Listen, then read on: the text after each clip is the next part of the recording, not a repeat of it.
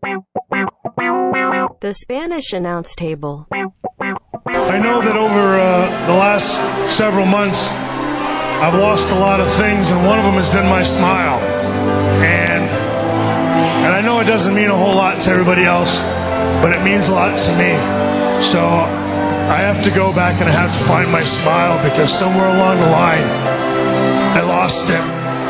It was the single most greatest year of my life, and I have everybody here to thank, and it means a lot to me, and I'm going to go home now.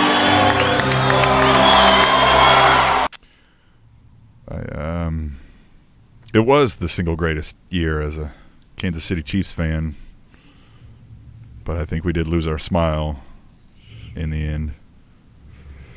We got to go home. Yeah, even though we were home. Now we got to go even more home. But this feels like home, doesn't it? It does. Ladies and gentlemen, for those of you who do not know why Tim and I are so upset, this past Sunday night in the AFC Championship game, residing in Kansas City, Missouri, we had the second seed New England Patriots taking on the number one seed Kansas City Chiefs, with the winner going to Super Bowl in 2019. The super of all the bowls, the superest. And unfortunately, in overtime, the Kansas City Chiefs, our Kansas City Chiefs, lost to the New England Patriots. So, Tim, we both watched the game. I watched it sparingly towards the end because nerves got to me, so I cleaned a lot. Baked some things. Had to make myself useful without, biting my hand off. Tell me, what was your night like, experiencing the highest of highs and then ultimately the lowest of lows? First of all, an amazing game to watch, right? I mean, the ups and the downs for both sides of the coin here. Well, what I was going to say, even more so, and I know we haven't played the Super Bowl, so maybe the Rams or Patriots can take this honor away from the Kansas City Chiefs, but I would argue that the Kansas City Chiefs, in both victory and defeat, had the most exciting NFL season in recent memory. I mean, think about the losses that we had that were just nail biters. The shootout in LA against the Rams, the nail biter in New England, right? Yeah. Right. And then you think about our wins, the come Ravens from behind in Pittsburgh, the just blowout craziness in in LA against the Chargers. I mean, we've had, outside of the Cleveland Browns, one of the most exciting seasons of this NFL season, and then, like I said, of recent memory. Yeah, I mean, it definitely feels different. I know we said this feels like home, but they did get over that hump. They beat, they won a home playoff game, go figure, and they beat the Colts, and they, for all intents and purposes, should have beat the Patriots. Had they played the way they played in the second half, even halfway as well in the first half, they would have won that game, right? I mean, there's just that. All right, I'm just going to say it. Yeah. I'm going to say it so we can get past it. So, first off, let me back up and say, I've always been, I don't understand why we root for people who we don't know, right? I don't know Dee Ford. I don't know Eric Berry. I like to root for people I know. That's why I get so invested into fights of James Krause's, Tim Elliott's, Anthony Shark-Bacon-Terrace, because I know those people personally. However, they've been on the show. Well, not Tim Elliott. Yeah, they've been on the show. I didn't know that I wanted the Chiefs in the in the Super Bowl until they had the opportunity to get into the Super Bowl. And for the city is why I wanted that to happen. Now, that aside, what I was going to say, they should be in the damn Super Bowl. Okay, say what you want, and I'm being a homer, and guess what? If you say I'm a homer, suck it from the back. I already told you I'm a homer. But this is the reason. Dee Ford lines up in the neutral zone, but it had no bearing on the play. None. They already have a precedent for this. It's called when there's pass interference, but if the ball's not catchable, they just say it was an uncatchable ball, had no bearing on the play, we go on to the next play. Right. Dee Ford lining up and not having any effect on the play at all should not have been called a penalty. I agree especially in the AFC Championship game. I could almost say, like, hey, it's week 3. Both teams are 1-1. All right. Well, they used to allow lining here. up You can in do the that. neutral zone. They used to allow that. Right. You used to be able to line up on the ball. The other thing that I would like to point out is it should be on the referee, because you notice when the referee sets the ball down and then moves away from the ball so that the offense and defense can then line up, he or she, but mostly he will make sure that defensive players are lined up in the right area and offensive players are lined up in the right area. They even do that with the wide receivers and corners when they look over to the referee to check, and then they give them a thumbs up. I understand he technically did commit a penalty, but it had no bearing on the play, and it shouldn't have been called. It was extremely late, and I just can't stand it. Here's another thing that I'm going to rant about, and it's way easier when you're the team that suffers the defeat, through these rules. But the overtime rules in NFL, even though they've changed them, still suck. I hear people saying, well, if the Chiefs just would have got a stop, they would have had a chance to win that game. The Patriots didn't make a single stop in the fourth quarter, and they weren't asked to make a stop in overtime. The coin flip is way too important to the outcome of a game in that overtime rules, especially when people's livelihoods are, at stake here. Affected, there should be either an extended amount of time where it's like another quarter or some sort of college-like rules where both teams get a shot at it. Because you have the MVP of the league sitting on the sideline and, he scored 24 points in the fourth quarter, but we're not going to let him try to even score once in overtime. Just seems dumb. Yeah, I definitely think overtime needs to be retooled somehow. I'm not a huge fan of if that offense scores and then the other offense scores, then we're going back and forth. Because then if you go into the regular season, and let's just say that game with those overtime rules is in week 6, well, week 7 to the end of the season, there's going to be 2/3 of that team that isn't going to make it the rest of the way. You know what I mean? Yeah. So there has to be a little bit of I just like the 15 athletes. minutes. Give us a fifth quarter. Yeah, I'm okay with the fifth quarter, right? And then after that, then go into the rules of I would think, and again, we're a pro wrestling podcast, but we are deeply affected by the AFC Championship game, so bear with us. We'll get into the pro wrestling here in a second. I will say this. If I were to redo the overtime rules, I would just say, you have one possession. Team A, you have one possession, right? Whatever happens. Like kickoff to whatever. Don't they start on the 25? Yeah, like start them at the 25. All right. So you start on the 25. Team A has the football. You have one drive, right? Now you can get first downs and all that stuff, but you have one drive. After that drive is done, whether it's field goal, touchdown, if you punt it, I don't know why, but if you punt it, that's it, right? Like that's for you. And then if Team B doesn't score, then Team A gets the ball again, right? But then Team B gets it, and they have a chance to either tie with a touchdown or tie with the field goal, or if they choose to punt it, the game goes on. But each team just gets one possession. Starts on the 25, there you go. Right. No, actually, no, because special teams is so important. I think there should be a kickoff. I was thinking about that. Because back in the day, remember in 2003, 4, 5, when we had Dante Hall, like, we would have been crying foul that, like, you couldn't kick it to our favorite guy. Right. And there's definitely been guys on other teams that can return the ball. Never is there a perfect system. It's not even a perfect game, right? So you can't get into that. But it seems weird that a coin flip matters so much. And here's what the deal is. They let the visiting team call the coin flip. Well, the coin flip is so important, whereas you could get the ball and never give it back to the other team. Then why does the home field advantage team not get to call the coin flip? You know what I mean? Like, when they do, because they get the elements and the driving in there and all that stuff. And here's another thing: the reason, like a coin flip, Tom, if we're going to decide who starts the show and we flip a quarter, the reason that's fair and equitable is because U.S. coins are made so that they are evenly distributed in weight, and when you flip that, you know what I mean? The likelihood is that it's 50-50. Obviously, you could run it any manner of times and come up with a different result. I don't think they consider that when they're building these commemorative coins that they built. Well, now we're splitting hairs really big. I don't know. Well, about but you see what I mean? Still think that's why I think the coin flip shouldn't matter as much. Yeah. Right. But you still go back to the D Ford call. It should have been something held in the pocket. It had no bearing on the play. Here's the thing. I could totally understand if he false starts and he gets the sack, right? Nope, that's unfair. You did. He could have stood there and the same outcome would have happened. Right. Tom Brady, he didn't rush. Tom Brady, is,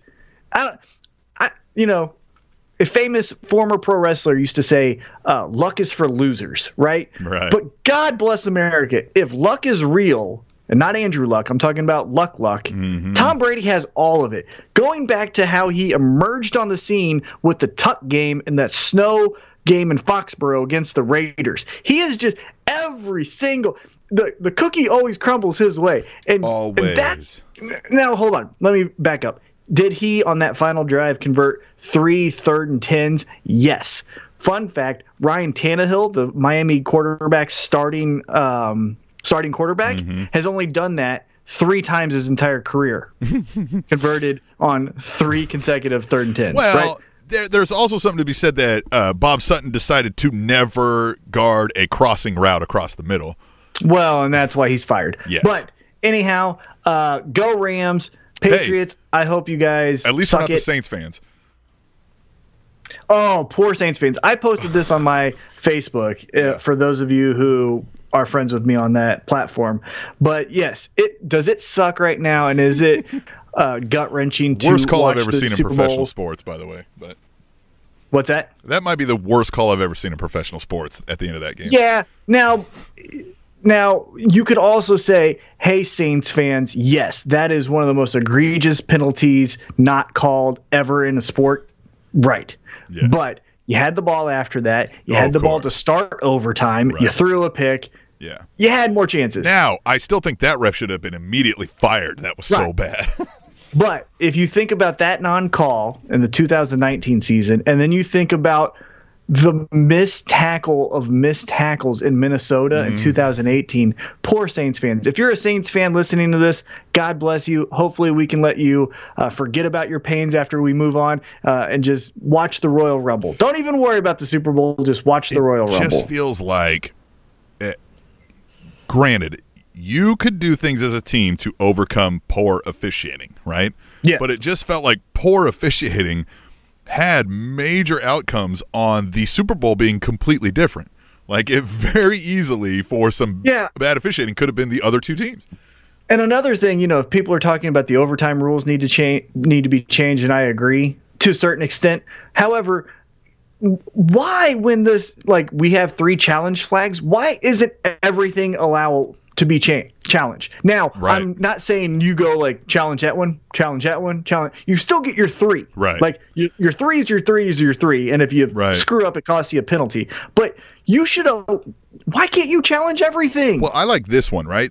They have booth officials that review every scoring play and things like that, right? Where the booth does it. You don't call it. The booth is reviewing it. If the booth can see that was a no-brainer, nobody could even argue pass interference, the booth should be able to come in and go, hold on, pass interference. You know what I mean? I don't know. Well, the whole, like we said, NFL is very flawed because, again, we're asking grandfathers, these old men with gray hairs, to keep up with 23-year-old track stars and make snap judgments. And fun fact, when you get into your 50s and 60s, 2 of the first things to go is your sight and your reaction time. Yeah, and your speed. Maybe we're asking them, to do things that they're just not capable of. How about no official should be older than the oldest player playing in the game? Yeah.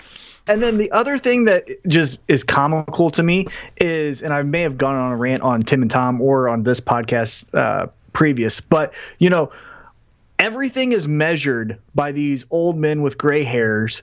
We have 2 guys that walk around with sticks and chains. Yeah. They eyeball the where the football is. We have the entire RFID time technology until it gets to the 10-yard line. 10-yard line to the touchdown. Then we have 16 cameras that can see everything, including the anal rectum of Tom Brady. But all from you need, the 40-yard line to the half, to the midfield, we just go nah. This is easily done now. It's costly, don't get me wrong, but the NFL is plenty of money. $4 billion nonprofit organization. All you need is sensors in those fields and an RFID chip in the ball. RFID chip in the ball, sensors on the field. You know where that ball was every single fucking time it stopped. Every time.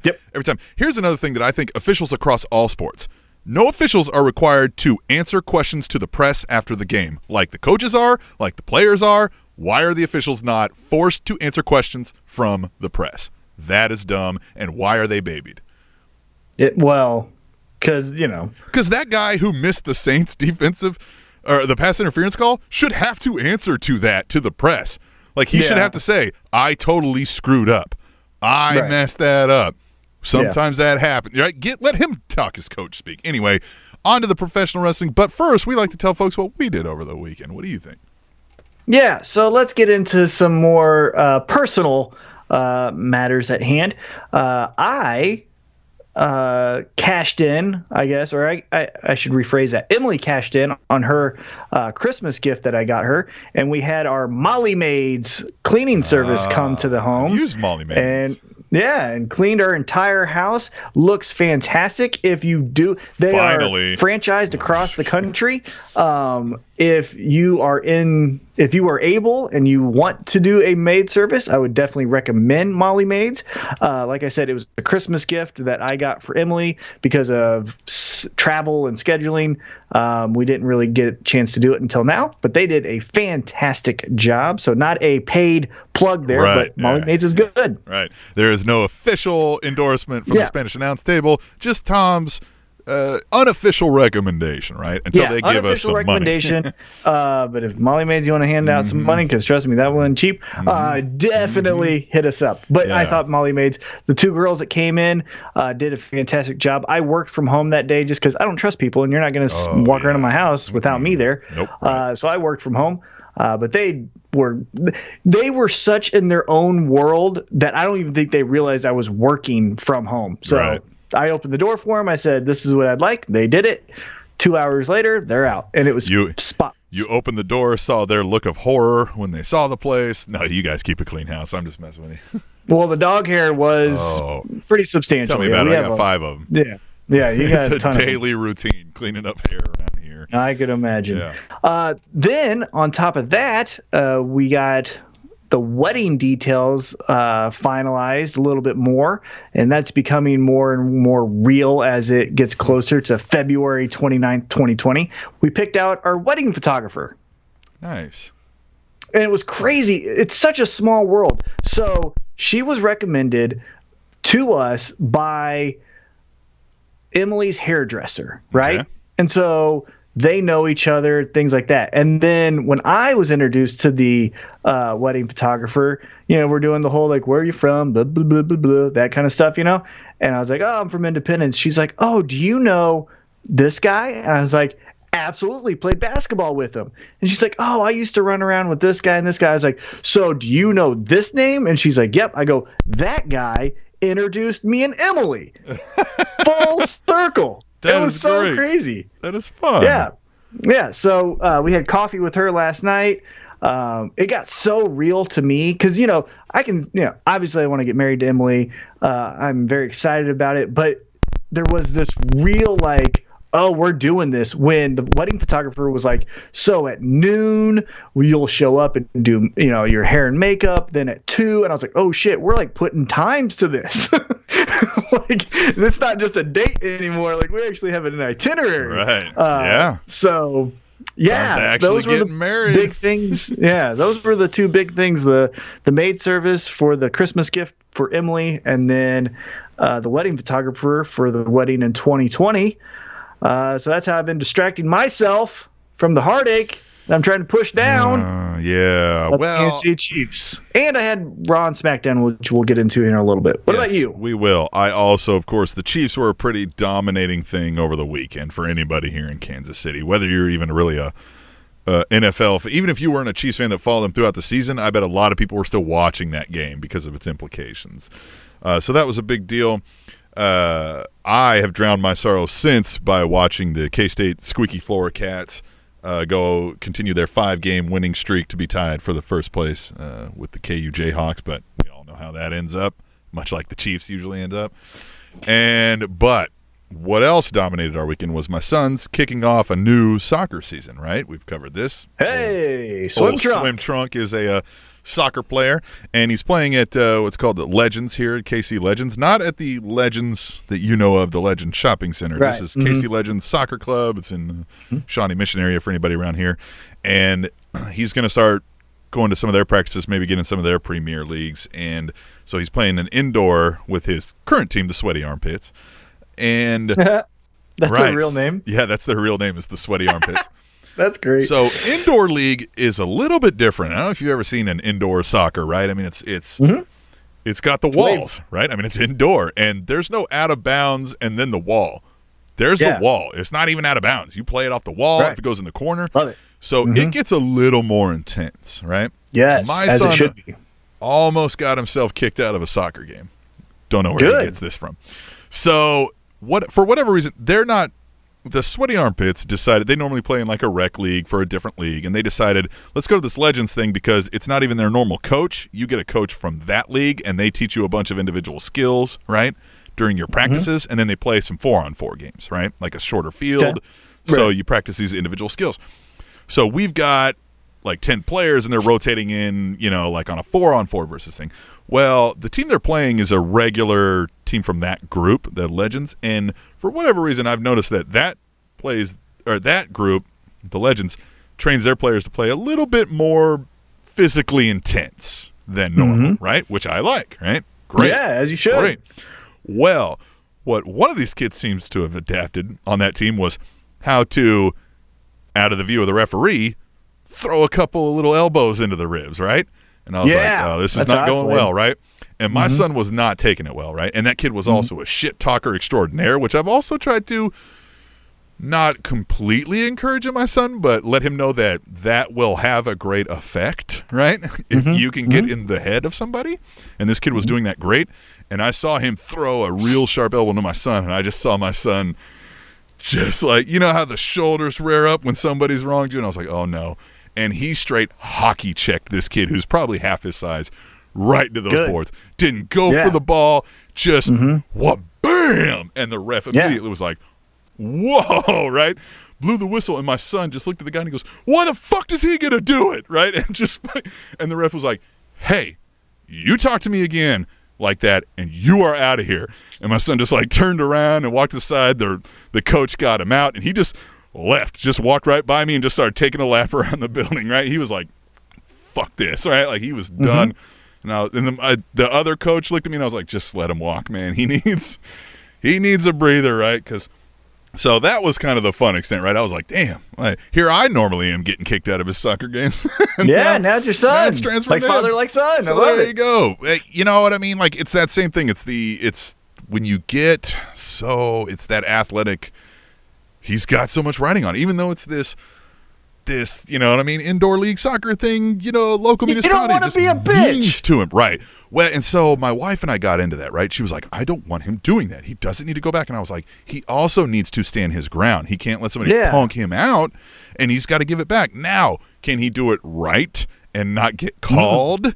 Yes, right? We can teach him that. Well, so I've been working with him on, here, keep your elbows in, you shoulder them, you hip them, and his coach for the Legends, right, his non-normal coach, the one who's at this group, was like, when he pulled us aside, he was like, hey, look, I'm going to be honest. I agree with you. And he told me, he was like, I train all my players. You've got to stand your ground. You have to stick up for yourself. You have to push back.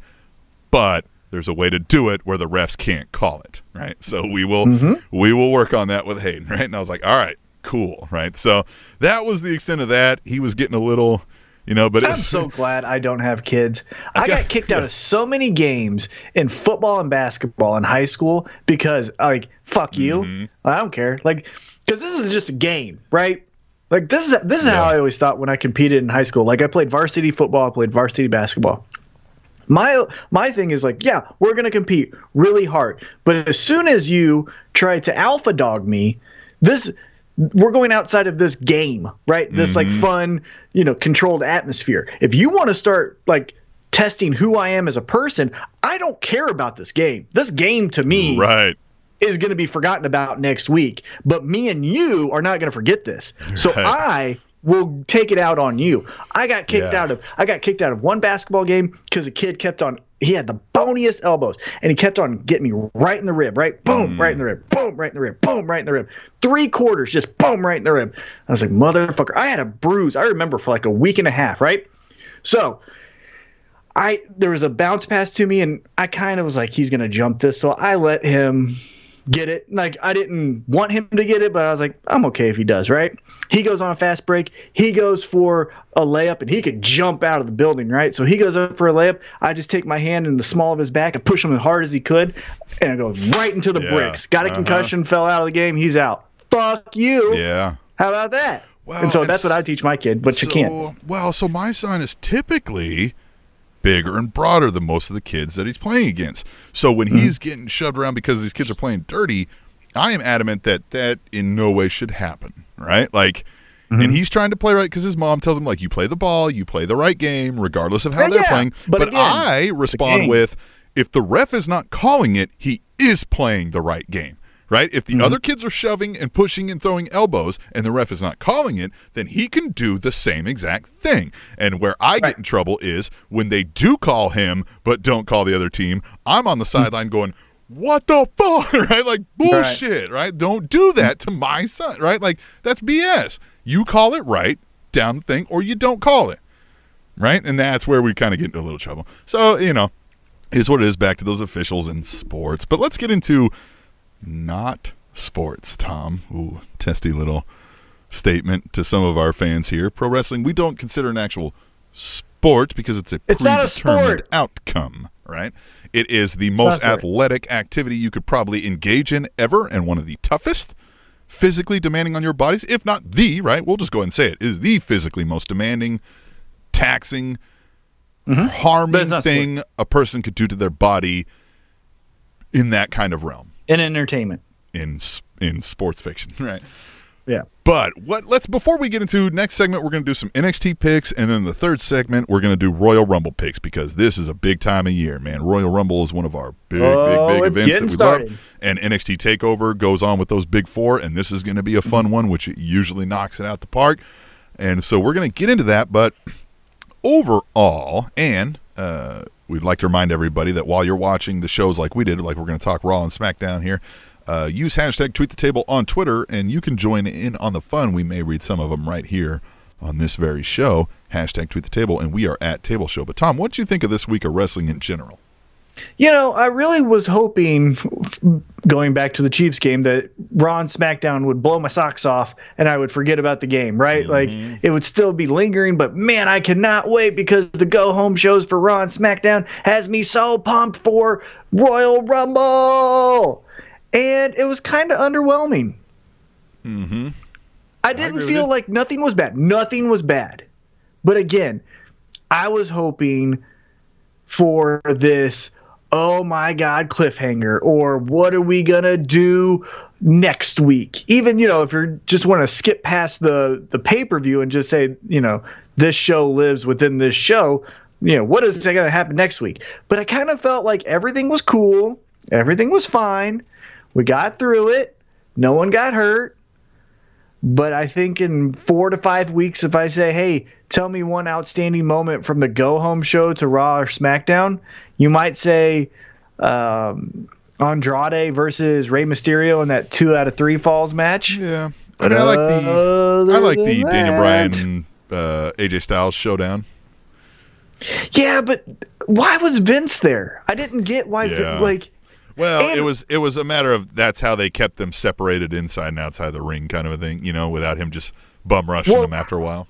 Yeah, but Vince's character doesn't make sense either. That was another takeaway I have from this week in wrestling for WWE is on Raw, he was clearly a heel. Right. In the most outrageous, obvious way. Yeah, making fun of the superstars. Yeah, Finn just burying them. And then on SmackDown, he couldn't be more pro babyface AJ Styles. Now, we don't know what happens at Royal Rumble. Maybe this is foreshadowing and, AJ Styles is Vince McMahon's wrestler kind of guy. But if you just viewed those two shows and in the traditional sense, try to tell a non-WWE, bubbled fan, like a casual fan, like what Vince McMahon is doing this week, it'd be hard. It makes more sense to those of us who've watched forever because we know the real Vince McMahon would probably hate a guy like Daniel Bryan in real life, right? Think he's a hippie, talking nonsense, stupid communist, right? Like just Yeah, but you know what I mean? Like, whatever. And to Vince's credit, like, he's been adamant for the last couple of years saying he thinks the days of good guy and bad guy are gone, which is somewhat true, but you still have to have a rhyme or a reason to your character and what you're doing, which he doesn't seem to have. They're very clearly, again, we talked about when WWE was like, oh, we heard you, we've been dumb, we've got the answer. They thought it was Vince McMahon on television. Yeah. That's what they thought it was. Mm-hmm. Yeah, it was. It's weird. That was one of my biggest takeaways. Is Vince? I don't know. Bipolar Vince is how I would kind of categorize that. Raw, I felt for the most part kind of forgettable. Again, another week in 2019, another week that SmackDown was the better show. I thought SmackDown ended better. I totally forgot about Randy Orton until he came out and gave an RKO to Samoa Joe. That was fantastic. Speaking of Vince McMahon on Raw, let's go to the hashtag Tweet the Table on Twitter. @B_double_D says, what the hell was the opening segment of Raw trying to accomplish? To show that Vince is now someone who rambles incoherently through promos and sneakily hates that he had to put Finn in the main event? Hashtag Tweet the Table. Yeah, again, again, nothing was wrong with Raw as far as, like, I didn't hate anything. Mm-hmm. But with the stakes that going into my personal favorite pay-per-view or whatever we're calling this of the year, it felt kind of like a letdown. Let me chime in with another one. @Katie First Lady says, I'd rather watch the Warrior Rude pose down from the 1989 Royal Rumble. Probably why they did this. Hashtag Tweet the Table. And I actually really like that segment with the Lashley and the Apollo Crews pose down. That was the funnest I've ever thought Apollo Crews ever was. Right? Like, because, you know what I mean? Like, it just gave me something to enjoy. I really thought, I liked that segment a lot. Yeah, I thought it was good. I guess because I have such a bad taste in my mouth with mid-card storylines, I felt like, oh, this was fun this week. I doubt anything happens next week. Yeah, you're right about that. Yeah. Right. But it was good. Like I said, it was good. But going into the Royal Rumble, what? Although, for a long-term fan, that is exactly the thing I thought of once they started doing the pose down, was the Warrior Rude pose down. That instantly came to my mind. So good on you, Katie. They also did another one, remember, with Triple H and Scott Steiner. Yeah, that's true. That's one I think of, because Scott Steiner had goddamn softballs in his forearm and biceps when he flexed. Hey, do you think – I feel like with some of what I watched this week, though, is I do think there's a lot of truth to what they said where they're scripting things a lot less and doing more of a bullet point style promo. Yeah, and that feels better. It does, because Ronda Rousey still fumbled through her entire promo backstage, but it didn't feel like she was fumbling through it because she couldn't remember her lines. It felt like she was fumbling through it because she was pissed off and couldn't even think of what to say. She was so mad. Right? And we're jumping around here a lot, but going with that Ronda Rousey promo, the one line where it feels like every promo she does, and she's been way better than I thought, and she's definitely decent and above average for the WWE female wrestler as far as promos go. Right. But the one line, and it seems like every promo has one of these lines, but when she says, what does she want me to do? Cut my hair off and then wash her feet with it? What the fuck is that? Yeah, that was odd. What kind of weird 1930s Bible are you reading that, like, Abraham used to do this with Samson or something? @B_double_D chimed in again. He says, I feel like whoever the writer is for Ronda in WWE never actually saw her in the UFC. Hashtag Tweet the Table. And yes, I could not agree more. Right. Eventually that day will come, right, where she's the heel. But if you really examine the phenom that was Ronda in the UFC, there was no play nice. Yeah. There was none of this, there wasn't even a whole lot of talking. There was none of this, hey guys, I'm doing a Make-A-Wish with, the San Diego Children's Mercy or whatever. It was, I'm going to beat Misha Tate's ass, and after Misha Tate then asked for Holly Holm. Well, she asked for squashing the beef and a handshake. I'm going to roll my eyes and make her my bitch. Yes. Oh, shit. She's also the girl that knocked out Betch Kohea and then stood over and was like, you fucking suck.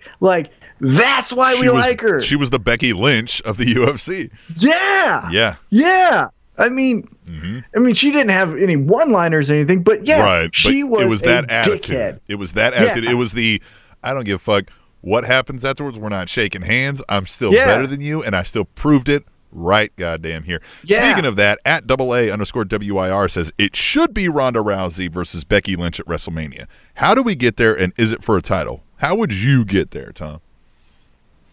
Ooh, that put me on the spot. Okay.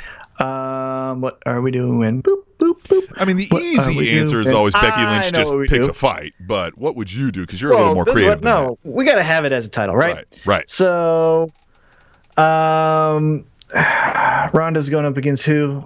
Sasha Banks, right? Yeah. Which, by the way, Sasha's given some of the best promos I've ever seen, too. Well, because she's a dickhead, too. Yeah. She doesn't look like a cosplay pro wrestler anymore. She actually feels like she means something. Well, because she's a natural asshole. Listen to her interviews with Sam Roberts. She's not likable. Right. She's easy on the eyes sometimes, but other than that, she's okay. But what I'm saying, and we don't care about that. But what I'm saying is, like, she has that look of a baby face. You know what I mean? Right. Like, yes. She has the look of a baby face, right? Right.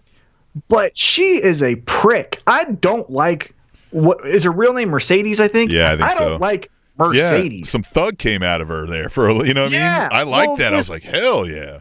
Yeah, but this egotistical like jerk off, like that's what I think she is. Again, never met her. I'm just saying as a TV viewer what I see. With it. But that's why it's coming across as believable because I think that's what she is, a prick.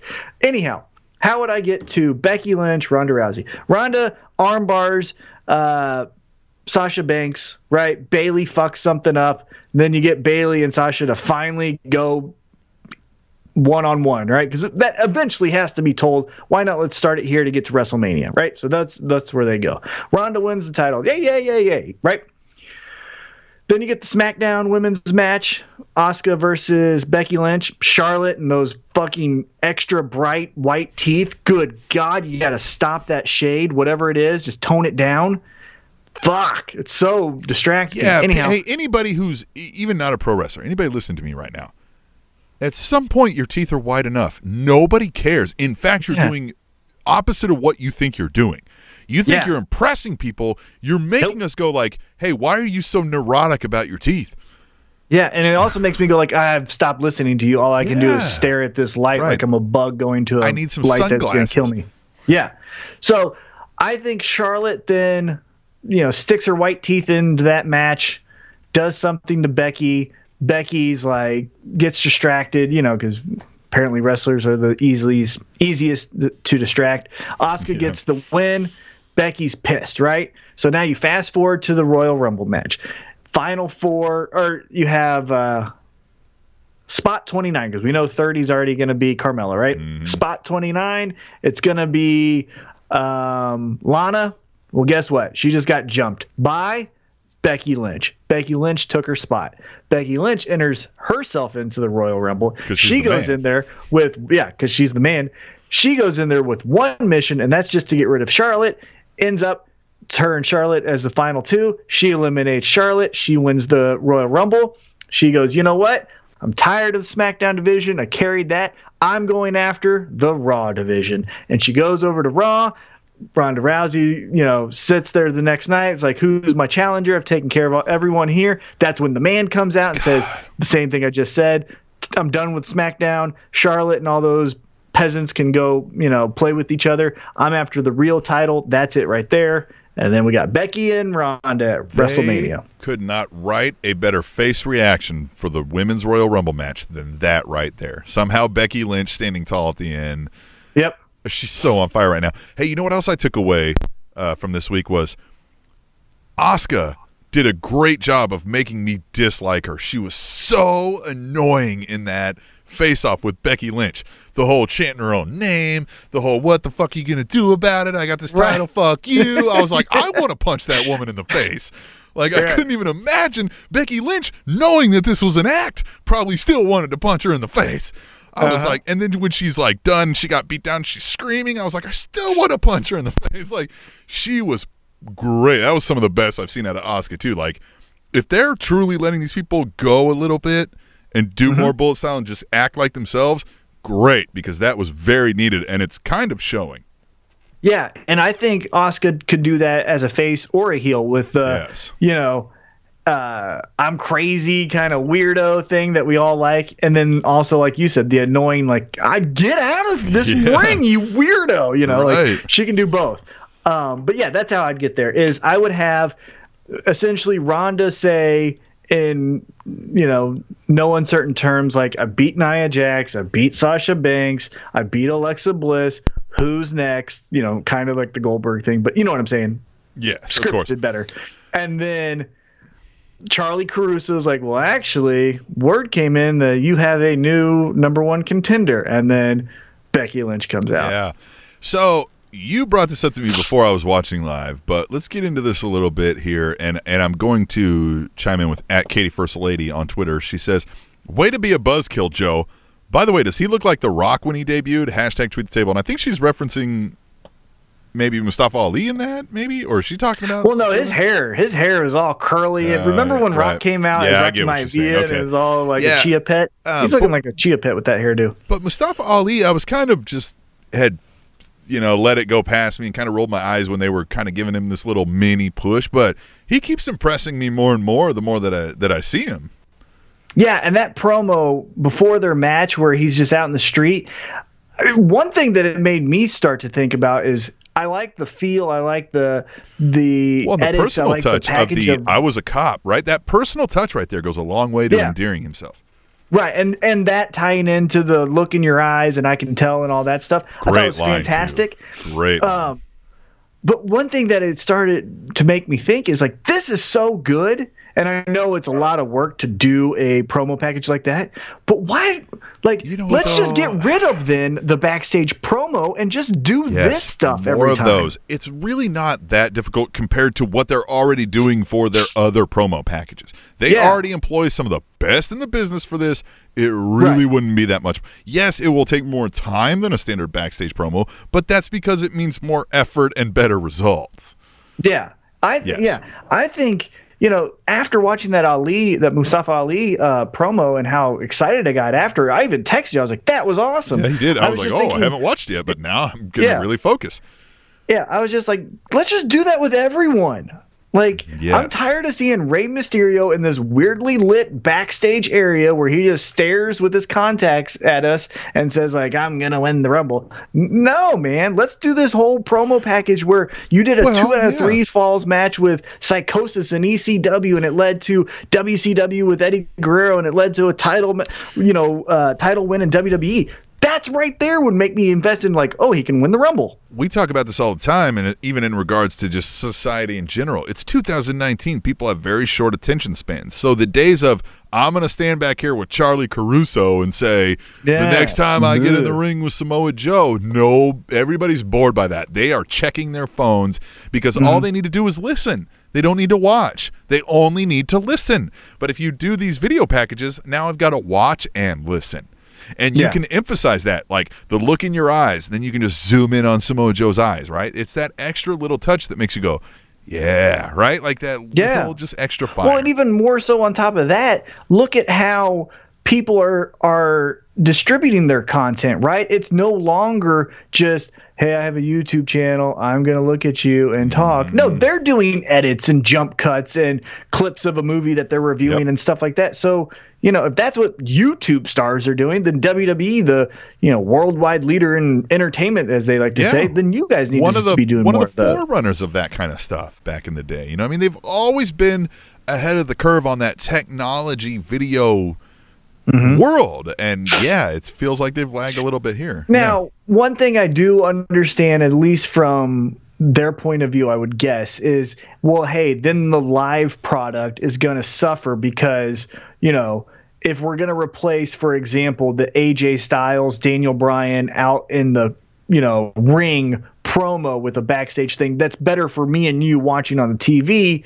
If you're in Oklahoma City or Wichita or, Omaha, well, why would you spend money to go to the show when the TV product's better? You know what I mean? I understand that, but WWE hasn't had that problem. Like, sports in general are having that problem.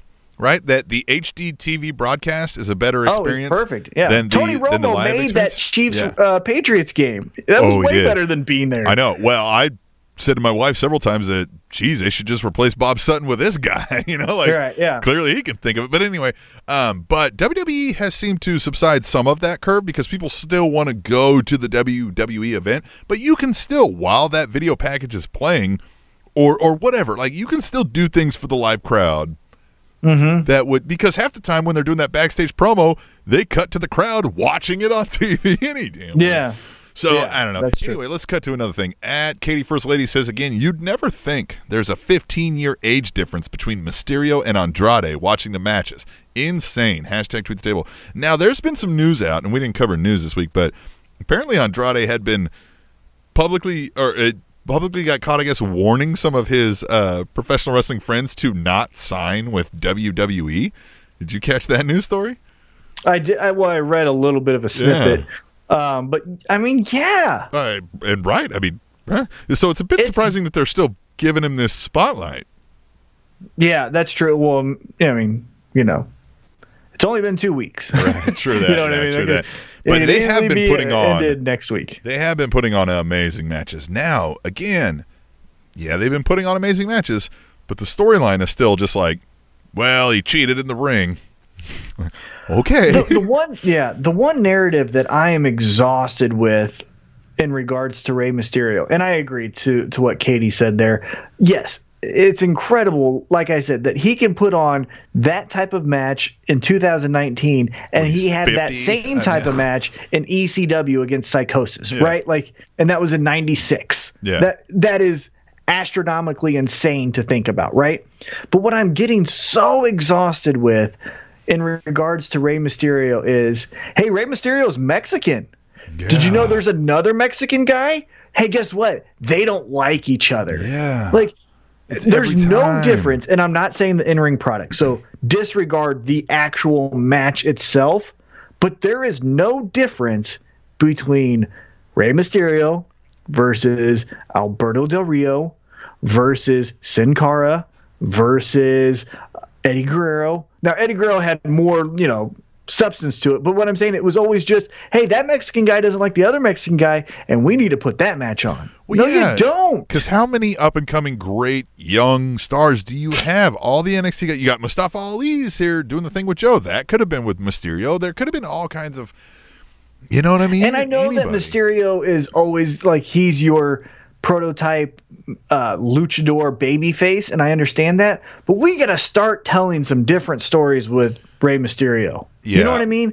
A heel turn is so needed. It is desperately needed. And again, if he's not comfortable doing the promo or whatever, have him join Andrade and have Zelina do the promos for both of them. But there needs to be this, I don't know, it's this rinse and repeat with Rey Mysterio as far as, I'm back for gold. Cool. Yeah, I agree with you. At Mr. Fourth Row chimed in on something. He says, what a glorious refereeing assignment by Hawkins. Hashtag tweet the table. So we got Hawkins and Ryder back, which is great because neither of these guys were doing anything, right? And if we need tag teams, why not? More tag teams, the better. And they already do a podcast together about action figures. So just bring that in there. I mean, they essentially, anytime Zack Ryder does anything outside of the WWE bubble, Vince or whoever finds out about it, brings it in, incorporates it in the character, and then kills it. So in 6 weeks, this will probably be killed. But in 2 weeks, have him fucking playing with Chad Gable. Zack Ryder. I mean? Like, it's okay, but Zack Ryder's a guy that needs an AEW fast, right? Like, he's got a bunch of charisma that people want to get behind, and for whatever reason, WWE just doesn't know how to do it right. Yeah, it seems as if he's always figured out, like, oh, I know me, and I know what's going to get me over. Right. And then they go like, oh, yeah, no, that's cool. Yeah, Zach, we like that. Try it this way. So what we're going to really do, we're going to have you just fuck up all that shit. Right. You know? Yeah. We're going to have you do it, but just different enough for it to suck. Right? It's like, what in the fuck are you talking about? Just let him fucking write it. All right, at AA_WIR, final tweet the table says, I like the name The Planet's Champion. Hashtag tweet the table. Daniel Bryan. I know we so didn't good. do because we have picks, our favorite and least favorite thing, and least favorite kind of feels like we're just piling on because Sure. we've already had our complaints. But again, the best thing, Daniel Bryan, that little goblet, he looks like the damn thing from Lord of the Rings. Yeah. What was that little guy called? I don't remember. Yeah, that little I never ugly watched fucking those thing. movies. Him? Yeah. He looked like that thing. Yeah. He looked like that thing fucked Eddie Vedder, and then Daniel Bryan walked out. Like, it's so fucking like, I don't like just how you felt about Asuka, I felt about Daniel Bryan. But then his promo is 100%. Fuck you, baby boomers. Yeah. Oh, I love how he lit into Vince. He's like, you know what? No, you're the fucking problem. And just like, you're hoarding all the cash. You're fucking like making everybody just be like, oh, I'm cool with just likes on Instagram. Meanwhile, you're taking all their fucking money. Like, yes, I loved all it because it's one of those things, those kernels of truth. You hear it and you're like, oh, shit, Daniel Bryan's right. He's an asshole saying it, but he's right. AJ Styles, because honestly, and I love AJ, right? Like, you know, if you listen to this podcast long enough, you go back to episode 1, I told you how much I love AJ Styles. Mm-hmm. But he's been getting murdered in these promos. Yeah. However, the little like, oh, Daniel Bryan, you love the earth? Didn't see you here riding into the arena on your bicycle. Yeah. You took a plane just like me. And it's like, oh, like that kernel of truth where you're like, ah. Well, and I liked at the end when he's like, hey, wait a minute, you promised a face-to-face. Man, it doesn't have to be in the ring, and then just bam. Yeah. Right. I think, you know, if this is the end of the AJ Styles Daniel Bryan feud, and you know AJ goes against Rusev, or you know whoever it is that the second person is, whoever Daniel Bryan's next program is with, if Daniel Bryan's still the heel, which he should be, they should do more of that. Like, oh, you call yourself the planet's champion. Isn't that interesting? Because I see that you have, you know, this plastic water bottle and this blah, da, da, and da, da, da. Mm-hmm. Here's a look at your locker room, blah, blah, blah, blah, you know, and just like make him to be a fraud. I think they need to come out with, because WWE loves to do this, right? For individual wrestlers and to sell new merch, come up with the specialized belt for Daniel Bryan, right? Because he's talking where it's not leather, it's like organically sourced materials, right? Hemp. It's ugly as fuck, right? Like, I mean, it's just gotta be a Daniel Bryan, right? Like have it like look mustard and like pea green. Yes. Right, all ethically sourced shit. Like, just let him go on and on. Like, this is a championship the planet can be proud of, and blah, blah, blah, blah, blah.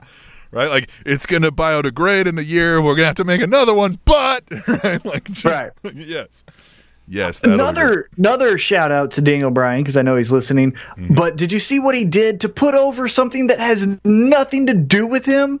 How awesome he is with elevating just everything in WWE.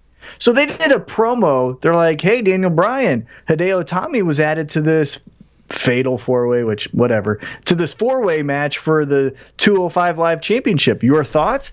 And he goes, yeah, I got thoughts. And I'm paraphrasing here, but he said, me and Hideo Itami wrestled in Ring of Honor in 2006. He kicked me so hard I can't hear out of my left ear. So do I think he's dangerous? 100% I think he's dangerous. And if he decides to come to SmackDown, I'll be here waiting. But do I think he has a chance in the 205 Live match? Absolutely, because he's that dangerous. And it's like, fuck, did the WWE champ just put over a 205 Live contender? Well, and that's it. That almost might make me be like, man, I need to check out this Hideo Itami. Right. Yeah, and that's what I'm saying. There was no reason for him to do it. Like, he didn't need to do it, but he did it, and I saw it on Twitter or whatever it was, and it was like, fuck yeah, that was great. But, and notice we've talked about this, like, Hideo Itami, 205 Live, great move, right? Like, they have to have enough forethought that Hideo Itami is not going to bust on the scene in WWE and take over and be the thing that sells out everybody in merch and makes it the biggest storyline. Like, guys, you've done this for 60 years now? You know this. You know not a single Japanese star that you've ever brought over has become like the biggest thing in wrestling because you don't know how to do it. And 2, there's a language barrier, right? So even if you knew how to do it, you'd have a bit of a struggle. This is a much better spot for a guy like him.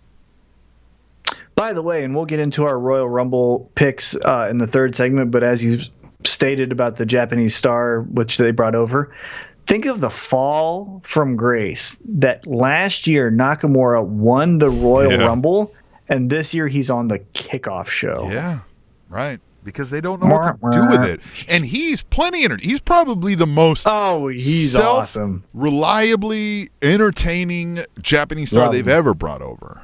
Yep. Right? Like, I mean, he's the one who you could just give a microphone to and say, all right, go out there and make the crowd cheer. And he'd find a way to do it. Not even speaking a single word of English. Right. But they still don't know what to do with it. It's just odd. It's really odd that they haven't ever at least identified that problem within themselves and figured out somebody else to solve it for them. It's odd to me.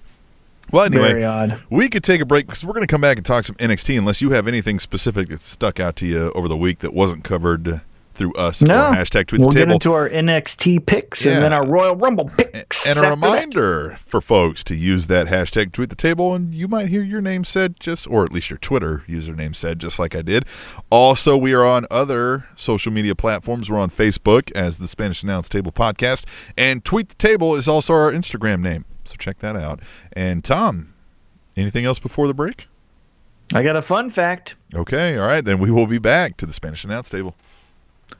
According to a study, the most popular prison currency is no longer cigarettes. Now, it's ramen noodles. The Spanish Announce Table. NXT TakeOver Phoenix is this Sunday. And typically, these NXT TakeOvers always accompany the Big Four.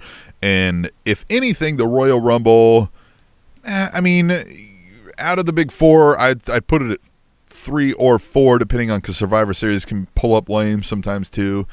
But the Royal Rumble can get a bad rap for being slow and lethargic sometimes, just because of the match itself. But so NXT already has a bit of a leg up in that regard, but they always seem to kind of steal the show, even up against WrestleMania sometimes. So you think we're going to get that again? I don't know. I caught some of the, we record on a Wednesday night, so we don't necessarily get to watch the NXT before, we record, but I was seeing some of the headlines and things like that. And one of the storylines that they ended with going into this takeover was our Ciampa and Gargano reuniting DIY, right? And so that's a cool little thing because they're in separate matches, and then all of a sudden do they become this huge, mega heel force, right? So I think what they do better than the Raw SmackDown is that's a more intriguing storyline than Ronda Rousey and Sasha Banks just stare at each other. And then if you go over to SmackDown, and I'm going off of the last thing we saw, right? And then if you go over to SmackDown, it was cool, like I mentioned, but like Randy Orton just gave Samoa Joe an RKO as just to say like he's also in the match. So those two storylines are not as compelling as the holy shit, is the champ and his greatest arch rival who used to be friends reuniting to take out Ricochet and Aleister Black? Like, yeah, here's what I like about this too is that it's that, right? So they were best of friends, they were DIY tag team champs. Like every other tag team that's breaking up, we've seen that, right? They had a blow up. One guy goes ultra heel, the other guy's super babyface. Easy money, which it was, and it played out very well because these guys are both really good at what they do. Really good at what they do. But the subtleties of this now is that Gargano's going, you know what? I try to do things right all the time, and it didn't work out. So why am I going to do that? Why don't I try to do things more like Ciampa did, right? And so now they can kind of agree, and since there's a history and they were friends forever, they can get along. But I like that there's a subtlety that Gargano still might not trust Ciampa, right? They still don't necessarily like each other, but it's familiarity, and they were best friends, so they do know how to work together, and they do know that they can help each other to get ahead, right? But there still could be that, I could fuck you over at any moment, right? Right, I'll never trust you because of the one time you burned me, that kind of thing. And I think from what I saw, the last shot of NXT before TakeOver was Ciampa had his hand out and Gargano was about to shake his hand, and then Gargano's wife came out and was like, "Hey, you dumb shit! Remember what he fucking did to you several times? Do you forget this? Like you were out of commission because of this guy. Like no." And so isn't this what a friend does? Like if we were having a big thing where I thought, Tom, you need to learn a hard goddamn lesson. And I taught you that hard lesson. But now I'm going to be there going, did you see, man? Are you ready to listen? Are you ready to come aboard? And you'd be like, man, I don't know, but you're probably right. And then Emily could be like, don't listen to that fucking asshole. Right, You'd be like, well, but you he's remember right. you many times you cried and I had to listen to your bitch ass crying about him? Paid, right? Yeah. Right? Yeah. So, with that being said, and going back to your original question, I do think NXT is going to be the better of the two shows just because they do better storytelling. And again, Ricochet is amazing, right? He can do 75 flips off of a cage. Yeah. But the story is what catches you every single time. And if the story is better than just a stare down at the end of a show, it's always going to be better. Yeah, it makes me care enough to watch closely enough to see the 75 flips off of a cage. Yeah. That's the point. Yes, I want to care enough so that when I watch the guy who does 75 flips off the cage impresses me more than the guy who doesn't. But if I don't care enough to watch in the first place, I'm never going to know the difference. Definitely. Right? So let's get into the picks. What do we got? Let's get to the card. NXT TakeOver Phoenix or whatever we're calling it. 5 matches listed right now on the... Let's go to WWE.com just to make sure. I'm looking at Wikipedia, but I'm going to pull up WWE.com just so that we can say we were going to the source. Right? Right. Right. So let's look for shows. I'm stalling a little bit here. And we are going to go to NXT. Yep, here we go. All right, so we've got Matt Riddle versus Cassius Ohno. What do you think? I told you at the end of 2018 that I am on the bro train, so I am going with the king of bros, Matt Riddle. Yeah, I definitely... Look, Cassius Ohno is brought in there to teach some of these young guys that are coming in how to work, how to get by. Like, if we're going beyond the storylines, which we like to stick to storylines now in Spanish Announce Table 2.0, but we know enough to know Cassius Ohno's an old fat guy, right? So unless they thought we need to elevate him to give him a little more credibility in the next feud, but I don't think they're doing that when he's up against a guy like Matt Riddle because they clearly want to make this guy a big deal. So for me, it's easy enough to just say Matt Riddle is going to win this because even in the storyline, he's got to win this, right? He's been being screwed over. I don't feel like I'm getting the impression from the storyline that it's going to continue much longer.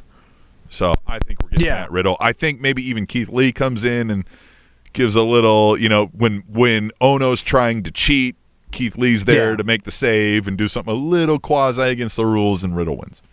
Yep. Something like that. But yeah, Riddle definitely with the victory. Yeah. All right. Then the match one of the matches we were starting to talk about. For the NXT North American Championship, we have Ricochet, the champion, defending against Johnny Gargano. For as much as I love Johnny Gargano as a babyface and I enjoy what he's doing as a heel, it seems like all these NXT takeovers, every time I watch it as a viewer, outside of one that was good God amazing, he loses. Yeah. And so I think he's going to lose this one too. Yeah. I think he just loses. I think he's like the Shawn Michaels where it's like, dude, that was a 17-star match at the Tokyo Dome. But it's like, but he also lost. But it was so, oh my God, like it was so cool. Did you see him do that one thing with like, he did a kick and then he did like a backflip? It was so cool. I don't know who that guy is, but you know who that guy is. You know who you are. Yeah. So I think Gargano's going to lose because he just puts on awesome stuff and maybe he leaves. Maybe he gets moved up. Several reasons I agree with you. A, Johnny Gargano is still obviously going to be continuing this mixed storyline with Ciampa. Mm-hmm. So, either way, you could use the title or not, the North American title, whatever. But Ricochet is going to move on after this, even if they don't, because they're likely not to continue this feud. And I feel like it's going to be easier to tell a story with whoever he's against if he's got that title against his waist, right? That, and I also think, let's just say, and we'll get into our pick about the championship match, but Aleister Black and Tommaso Ciampa are very, heavy characters, right? So if I just show my nephew or niece, this is a champion, it's going to be hard if I say, here's a heel champion Gargano, and then here's, a tweener in Aleister Black or another heel in Tommaso Ciampa. There needs to be, not to say that Ricochet is a regular dude, but there needs to be a guy that can do the Make-A-Wish stuff as a champ. And I think that's what the role he's filling with the North American Championship. I've got this booked, and you can bet on it, Tom. Gargano's going to be in a very tight match. I mean, this match could steal the show for one. Oh, right? yeah. I mean, it could be the definitely. most athletic thing we've seen. Gargano's going to be in a situation where he just can't put Ricochet away, right? I mean, just 2 count after 2 count after 2 count after 2 count. And who's going to come out to try to help him is Ciampa, right? And he's going to be like, no, right? Because my wife told me that would be dumb. No, I don't need you. I can do this. And he still loses. Then we'll flash forward and we'll talk more in the main event match, but you bet where I'm going, right? Okay. You're right? I like it. Right? Yeah, I like it. All right. So what's the next match we got? Next match, we have the Tag Team Championships. Ooh. Keep on messing with your mic. What are you doing I'm over there? not. Can't I hear think you. I'm just like, I don't know what's going Touching on it. with it. Let me, yeah. Stop touching. There we go. Stop touching. Story of my life, Tom. All right, Tag Team Championships. The Undisputed Era, Kyle O'Reilly, friend of the show, been on the show, and Roderick Strong, not been on the show because he's a loser, versus he's not a loser, versus the War Raiders, Hanson and Rowe. Well, I mean, until he comes on the show, he's not a loser, right? Exactly. Yeah, we don't know. So what do you I think the War Raiders are going to come away with this because the Undisputed Era, I feel like they've done what they can with this, right? And at some point, they don't necessarily need the titles to be what they are. Yeah, that's the hard thing with this faction is they're so good and they're such a mainstay, but there's only so much you can do until other things happen. And I don't necessarily think like a breakup is in order, but I think we could maybe start to see some dissension in Undisputed Era with this loss being the jump start to that. The man that Charisma forgot, Roderick Strong, screws up the match because he was the last guy to join anyway, pissed. right? Yeah. So they're like, why do we even need you? You really haven't helped much, right? Or just Bobby Fish can be like, hey, you know that it's me and Kyle O'Reilly who should have been the champs. It's I don't Fish know and why you O'Reilly. were here. We're the Red Dragon. Right, yeah. You forget about this red dragon. He carries a red dragon, like a little red red dragon. What's the thing called? Yeah, a little wagon thing. Whatever the fuck that. Yeah. That's us. This is us. Okay, so this is the match I'm kind of secretly really wanting to watch here. NXT Women's Champion. Not even secretly, outright. This is the match I'm really wanting to watch this show for. Shayna Baszler, Bianca Belair for the NXT Women's Championship. What do you think? Shayna. I think this is why. I think she has something coming up that she needs to be the champ. So when she does the secondary thing, it makes her look more like a badass. So in order for that secondary thing to happen, she needs to beat Bianca Belair. Okay. I'm assuming you're thinking the 4 Horsewomen thing's coming. Yep. So I'm worried about that. And I think you're right. Oh, it's going to be so stupid. I don't think it has to be stupid. I think it's going to be stupid because they're pulling the trigger way too early. And there's a couple reasons. Ronda Rousey's not ready for it because when they do it, inevitably Ronda Rousey has to be the leader of that 4 Horsewomen group because of her notoriety. But she is not ready because Shayna Baszler outclasses her in every possible aspect of the pro wrestling world. Yeah, but you can still... yes, but when the 4 Horsemen started, the real 4 Horsemen started, I'm going to bet when they first came together, there were people that were like, Tully Blanchard is going to outshine Ric Flair. And I'm not saying that Ronda's Ric Flair and all that, but what I'm saying is I think you can have a dominant personality in a 4-person group that isn't where you have a clear number 1, but then the number 2 doesn't seem just out of place. Baszler's just so damn good. She is a leader. She is a alpha dog. Yeah, but I think she's going to stay heel, obviously. Yes. And I think that having the championship adds credibility to the casual fan who only watches Raw kind of thing.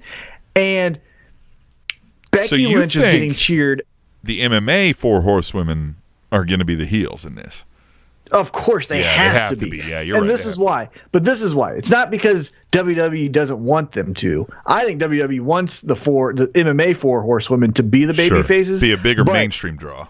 Right. But you have Becky Lynch getting cheered in and out of every building she's going out into. Yep. Bayley, even though she's about as stale as it comes, has all the 7 and 10-year-old girls wanting to hug her. Sasha is getting more comfortable and, add a little bit more girls things. Love her too. The young girls love her too. And then Charlotte is Charlotte Flair, right? Everybody respects her. Everybody. Right. So, those are just we're going with that. And so you have Jessamine Duke, Weird Face, Shayna, and then Ronda. And I think those are going to be the heels. I think they're going to convince Ronda to go heel, right? So I think Ronda's going to be like, I'm tired of these women thinking that they're so badass. I'm a badass. Shayna, you're a badass. And yeah, this is what badasses do. And then they do it. But anyhow, back to the match. I think Bianca gets a coming out party. And I'm not talking about sexuality. I'm talking about as far as performance. And so I think she'll have some really impressive moves. And it'll be some type of inexperience. Oh my God. And got her stuck in a choke, right? She went for her signature move one too many times and that put her into the rear naked choke and Shayna wins with that move. So I think a submission is what ends it for her. I hope they're not already pulling the trigger on the, 4 horsewomen thing. But I just think that Bianca Belair necessarily isn't in a storyline position that they'd be ready to necessarily strap her up with the championship. I just don't get strap anything. It on. You don't want her to get strapped on. Right. Well, don't speak so quickly. Don't judge me. You didn't say there was a judgment. You were just asking. Well, No, I just don't think that, you know what I mean? If anything, I think this storyline continues. So I think Shayna Baszler wins, but it's because those other two, they look half inbred girls. Get involved and there's some kind of disqualification, right? And so we continue this on. Yeah. I agree. Right. All right, then the main event, the NXT Championship. Aleister Black challenges the champion, Tommaso Ciampa. And I'm just going to speak because I've asked you every single time. I think Ciampa's still coming away with this one. It'll be because Gargano then comes out when he didn't accept the help of Ciampa, but then he helps Ciampa because he realized maybe he should have accepted the help of Ciampa. There we go. And then they can even continue that feud, but now it's Black against Ciampa and Gargano, DIY. Yeah.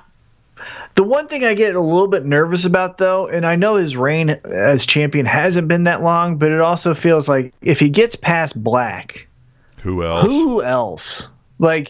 Who's your... Yeah, who would they Matt elevate? Riddle's not ready. Keith Lee, maybe? Right? No, Keith Lee doesn't have anything going on right now. The only thing I could think about is you do another continuation, right? Like what you said, the DIY goes up against Aleister Black, right? And you squeeze one more pay-per-view out of that storyline. 3-4 months. Oh, no, it would be what? No, it would be Mania. 2 months. Yeah, Mania. So April. 3 months, right? You can squeeze 4 months out of it. Right. But in the meantime, as we talked about with the Undisputed Era, there's some dissension, something like that. Maybe the 3 turn on Adam Cole. We get Adam Cole babyface. And then at Mania, we can do... idea. Undisputed Era kicks Adam Cole out. And they're still Undisputed Era as the other 3 guys, which would help them because they all need a little bit of boost. Adam Cole necessarily doesn't, but he gets a sympathetic babyface push out of it.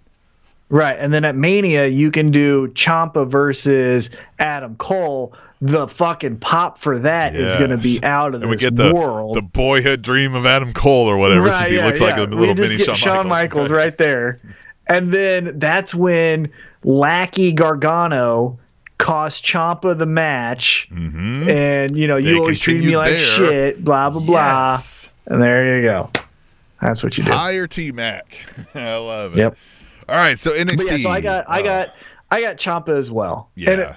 But I wouldn't be shocked if Black wins. It wouldn't be like, oh fuck. But I think we're gonna see Gargano, and I think we're gonna see him go like, yeah, Ciampa, you were always right. Yeah, we could still pull that. We could still where he tries to help Ciampa, but doesn't quite pull it off, which he would even add to the subtlety of their, do we really like each other? Right? Like, yeah, you helped me, but we still screwed up, but now we're supposed to be trying to working together again, but we don't like each other. How the hell does this work? That could almost even be even better, right? Like, we tried to reunite, and we both still failed, so now what? Now do we just fight each other again, or do we try to, like... Right. Yeah, I think we're going to get Ciampa coming out as champion, Gargano losing to Ricochet, but then Gargano being essentially like Ciampa's muscle, and then that's going to cause some dissension between Gargano and his wife on TV, right? She's like, what are you doing? This isn't making any sense. And then she joins into the faction. Then we got like a little DIY with a female member. She can start going heel against some of these chicks, against Bianca Belair, right? She can do that. But then then some, like, Gargano doesn't feel like he's being treated fairly, right? Then it's, this is a good point you brought up. NXT historically has been we've got everybody off the indie scene and we're stacked with great talent. Now, outside of Ciampa, Gargano, Black, in that main event thing, they really don't have a whole lot in what are we talking about? In the chamber, right? Like, what's next? Yeah, they don't have a lot on deck, as they say. What's next? And especially with AEW coming up, that may be harder to come by. Now, definitely as they get more established. But I think they have guys that just need a little bit longer, right? Like a Matt Riddle will be there eventually, right? A Keith Lee will be that North American Championship ready. He just has a natural charisma that people want to like that guy. I don't know how well that translates into pro wrestling performance, but like if that guy walked in the room right now, you'd be like, "Hey man, you want to go buy a beer?" like let's go he drink. Just seems like everyone's cool uncle, right? Like you go to the family reunion hoping that Keith Lee shows up as well. Yes, I hope Keith Lee's at every event I ever go to. Right. Yeah. Right. But I think he's going to be a good North American.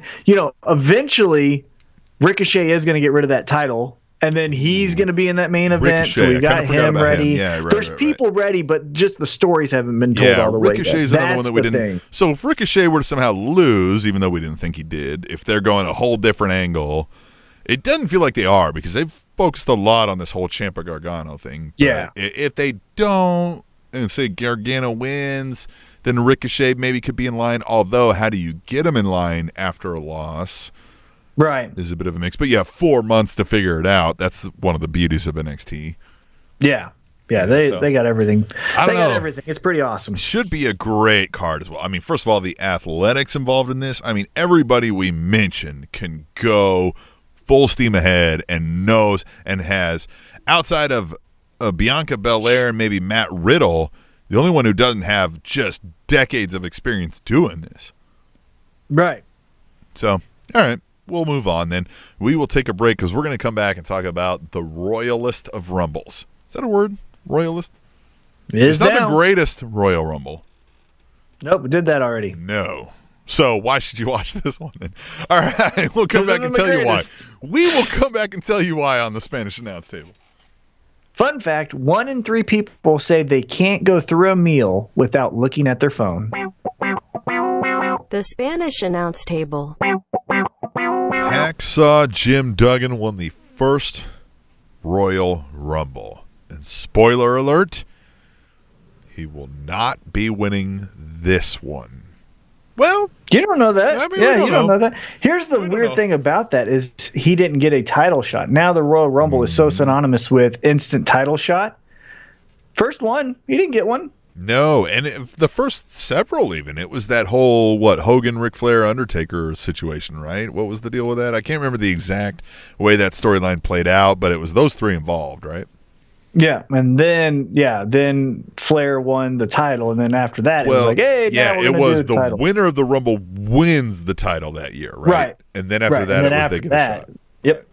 Which is a great addition to the Royal Rumble, makes it mean a lot more. Could you Oh imagine? yeah, because if it didn't have any title shot in, it'd be like the greatest Royal Rumble, where it was like, cool, you have a fucking trophy, who move gives on. a fuck, right? Be the king of the ring. Nobody would give a shit, right? Well, let's start with the Dolph Ziggler kickoff show. Which, hey, by the way, man, is this guy gonna be around much longer, Dolph Ziggler? Have you seen him lately? No. Yeah, Nick something or whatever his real name is. Bye. See ya, AEW, or just go Comedy Central. Great. Bye. You know what I mean? Like, great. Like for whatever reason, hey, to Dolph Ziggler, and I know you're listening, friend of the show, been on the show. Was he our first? No, Yeah. Justin, Michael Strider was our first guest. Right, but our first WWE guy was Dolph Ziggler. Now, by the way, you go back, I think that's episode 12, somewhere around there. Very early episode, right? Very 10 or so. Look for that. Dolph Ziggler. Great interview, by the way. But, yeah, man, you've done what you can here. What would they ever do? Make you another 7-time world champion? You're not going to get any more than you ever did out of WWE. So if you're still going to wrestle, please, by all means, I'd rather see Dolph Ziggler in AEW at this point. Yep. Yeah. Just want to see something different. What do you think he'd just go by his regular name then at that point?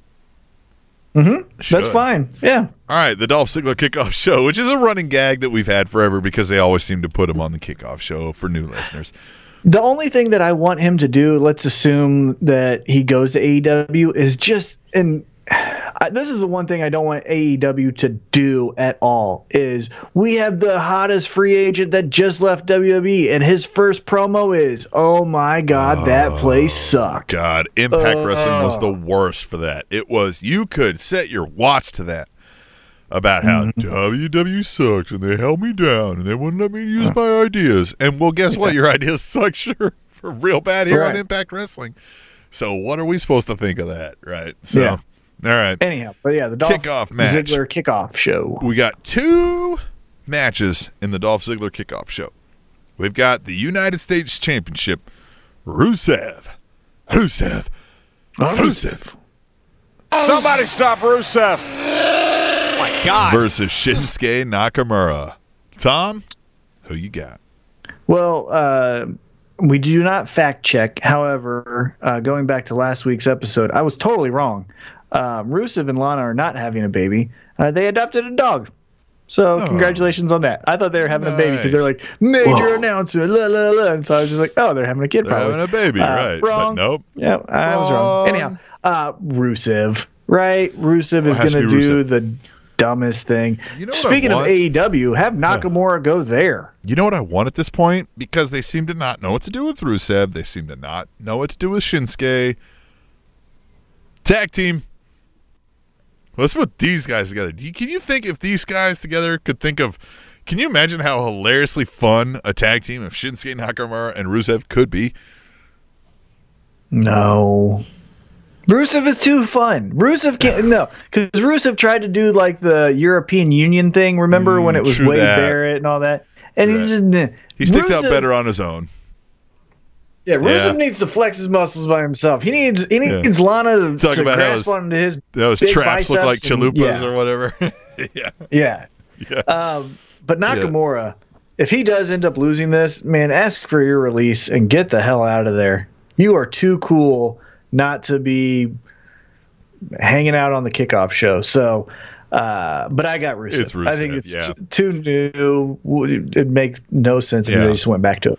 Yeah. All right, we've got the WWE Cruiserweight Championship Fatal 4-Way. Buddy Murphy, Kalisto, Akira Tozawa, and Hideo Itami. I'm going to say Itami wins this one. I'm going to Tommy, but I don't think he pins Buddy Murphy. And so that's when at the next one, that's how we get Buddy Murphy says, I never lost my title. I know we're not doing rematches, but Drake Maverick, you make this right. And then yada, yada, yada. Itami versus Buddy Murphy at the next one with Itami as your champ. Spot on. All right, in the most obvious match outcome of the night, The Miz and Shane McMahon will defeat The Bar for the SmackDown Tag Team Championship. Of course. Of course. I mean, cool. It might take 2 minutes. But here's the thing. You know, we say that and we're like, cool. And it's true, right? Like, it's cool, blatantly obvious. But you do need to tell a story to get through some of the Yes. muck. And I get that. But where I guess I wish some of the muck happened is on SmackDown. You can have them win this on SmackDown. You don't don't waste your big stuff for the muck, as I'm calling it. Like, do the fun stuff at the big things, not on SmackDown, right? Yeah. Like, if going back to Dean Ambrose and Seth Rollins, have them win that at their tag team championship at the Royal Rumble, and then have Dean Ambrose turn on Seth then. You know what I mean? Not on Raw. And just like this, don't have, because it's a title change, have Miz and Shane McMahon just do it at Rumble. Do some fun stuff at the Rumble. That's what those shows are for. All right, we'll move on to the SmackDown Women's Championship. Asuka defending against Becky Lynch. I want to say Asuka wins this just because Becky Lynch doesn't necessarily need it, right? She's still the man. They could find a way to make her feel like she didn't really lose, and we just move on. But I just almost, this is going a little past our, we focus on the storyline thing. WWE loves to inflate the number of times a person has won the title. So I feel like Becky Lynch is going to win this so that we can add another number to how many times she's a women's champion, right? I agree, but I'm disagreeing with you on the pick. I'm going Asuka because if Asuka loses, she will do 0 at WrestleMania. She's going to get lost in the shuffle. Yeah. So she needs something to stay afloat, and that title is what keeps her afloat. Okay, well then we'll move on to the Raw Women's Championship. Ronda Rousey versus Sasha Banks, and it's almost laughable. Ronda Rousey is winning this, even though Sasha Banks has been putting in the better performance. But Ronda Rousey, there's no reason to take that title off in WWE's eyes and put it on Sasha Banks. Well, yeah, and I mean, look at the two of them. Yeah, you're gonna say that Ronda's first loss is to that girl? No. And we already have it earmarked that the Bayley and Sasha thing is going to happen at Elimination Chamber with the Tag Team Championships. So let's just get through this, have fun, but it's Ronda. Yeah. All right, let's talk about the Women's Royal Rumble match. Do you have any kind of who you I mean, it feels like they're really hitting hard with Charlotte, and that feels like an easy WrestleMania moment. So I'm going to pick that now, but it wouldn't shock me if they pull some random thing out. But I'm going to go with Charlotte. I'm going Charlotte because I've got Charlotte versus Asuka at WrestleMania, the rematch, but now the roles are reversed, where Asuka is the champion going in, and all the pressure is on Charlotte because if she loses, this could be her last chance, yada, yada. You always get everything handed to you. Ric Flair makes a cameo. It's WrestleMania. See Flair saying, people aren't believing in you. You need to prove who you are. Right. This family name doesn't just roll over for anyone. This reminds me of 1984 and the whatever. Yeah. Right.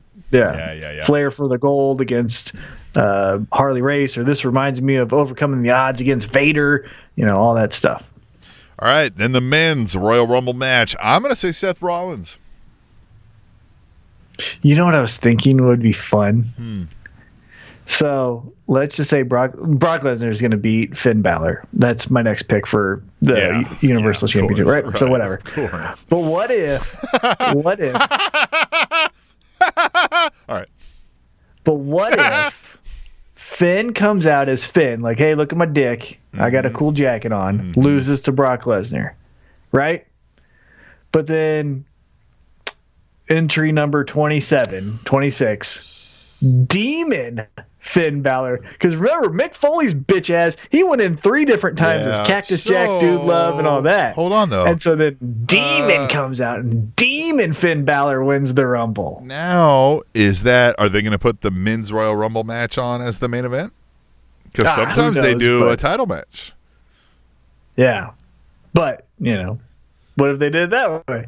I feel like they're going to put this wrestled not as the main event before. I feel like they're going to put this at the men's Royal Rumble match as the main event because I think they're going to push Seth Rollins, and I feel like they're really trying to hit hard of Seth Rollins as the people's champ. Right? That's the storyline I'm getting. People's champ. But remember the Midwest guy storyline, yada, yada, yada.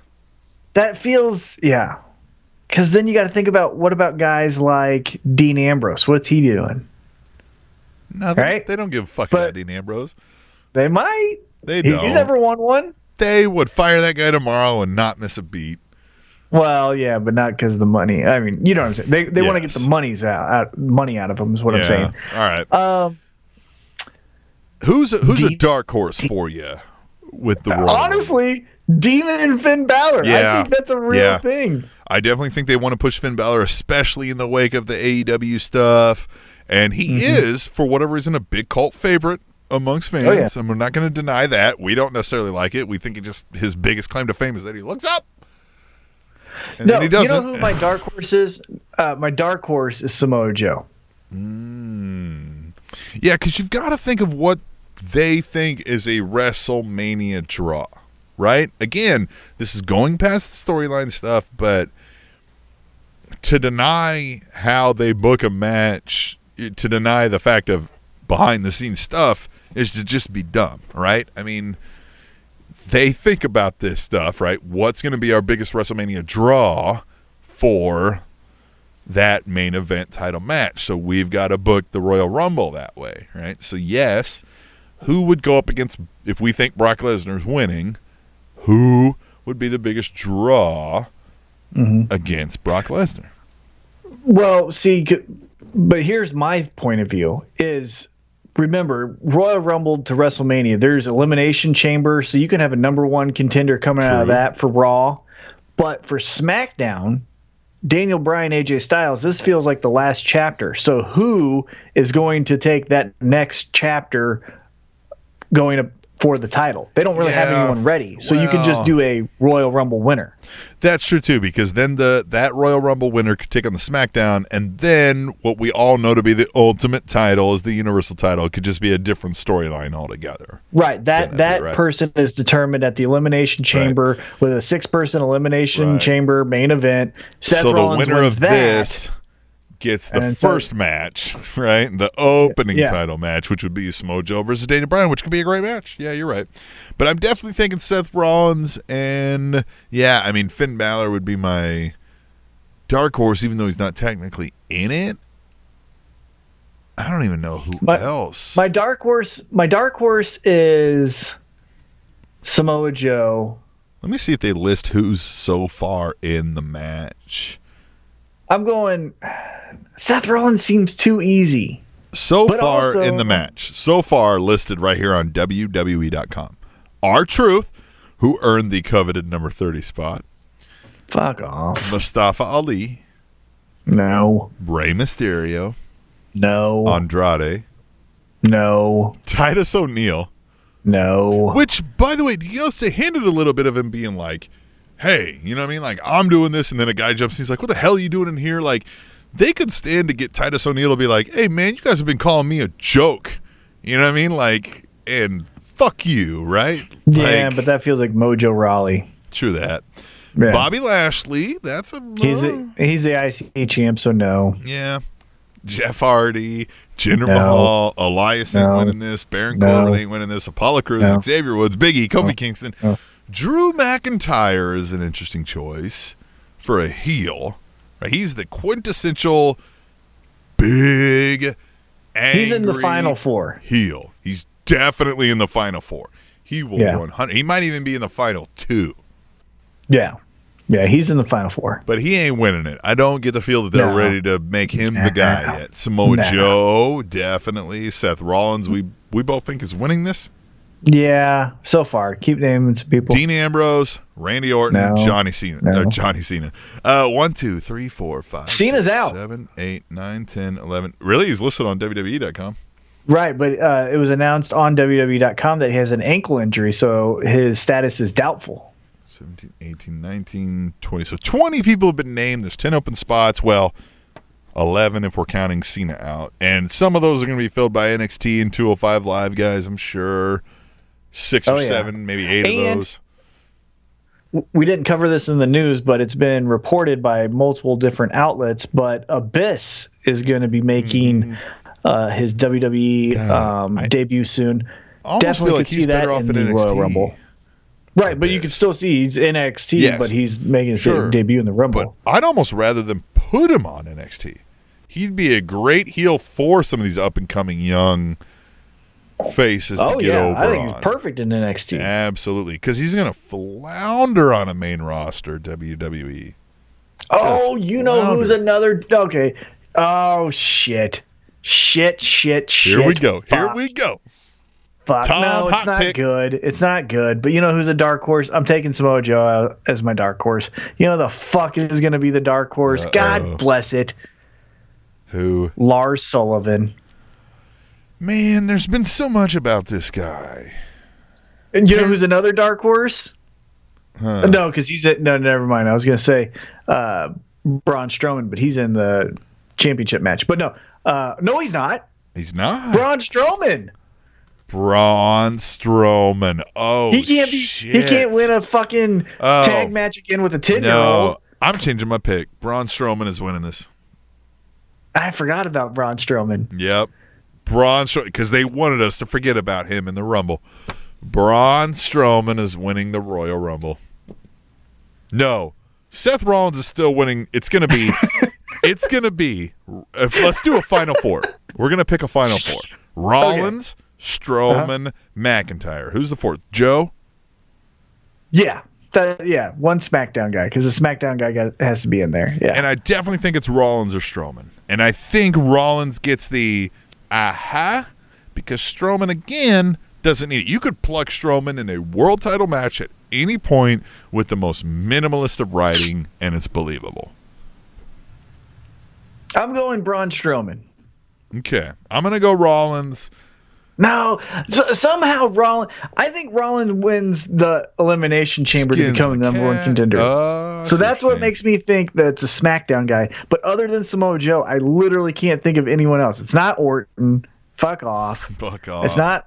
Yeah, it's not Andrade. Fuck off. It can't be Miz because he's got the Shane McMahon thing.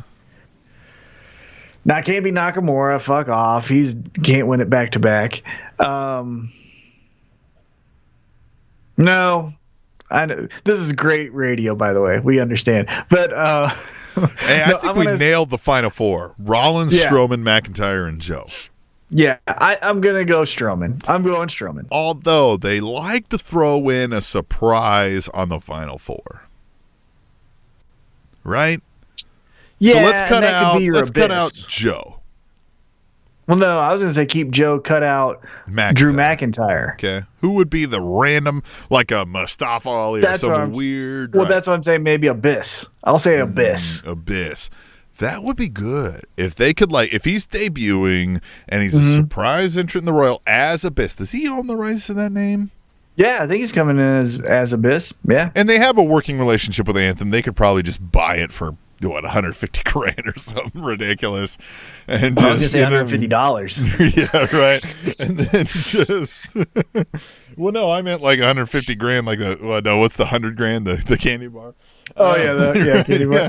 So yeah, I mean there could be that, but definitely, I think Rollins is gonna pull it. I'm gonna call that. All right, let's move on to the final matches that are on this card, and that is going to be I fucked it up now. Hold on one second.